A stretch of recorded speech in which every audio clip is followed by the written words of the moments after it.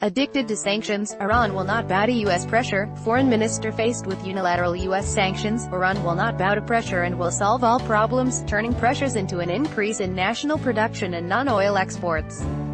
Foreign Minister Mohammad Javad Zarif said. Zarif, while addressing a meeting of private sector representatives and Iranian ambassadors, said that addicted as the United States is to using sanctions on the majority of countries, the Iranian people will manage to leave the current critical stage behind with national unity, Press TV wrote. The U.S. president and his predecessors have sanctioned us for some 40 years, but with God's grace and the Iranian people's efforts, we have made progress, achieved dignity day by day and endured difficulties, Zarif emphasized. We believe the world has come to the conclusion that the United States needs to quit its addiction to sanctions, he added.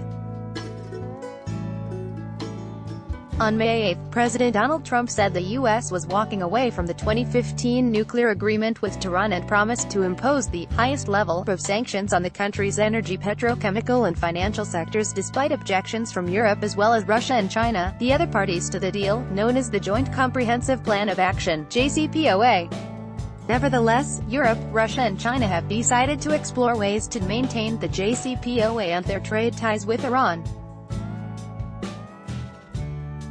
Not only will Washington reimpose sanctions on Iran, but it will also slap secondary sanctions on countries that continue doing business with Tehran.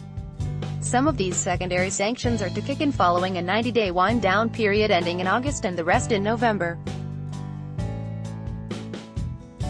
Late last month, a senior U.S. State Department official said that countries buying Iranian oil should bring down to zero their Iranian crude imports by the time Washington reimposes sanctions on Tehran on November 4.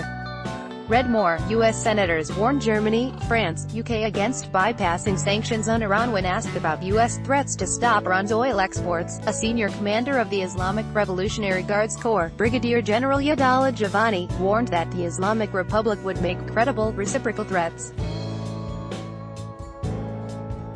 Earlier, Iranian President Hassan Rouhani lashed out at Washington's threat to choke off Iran's oil exports, saying the U.S. would never be able to carry out such a threat.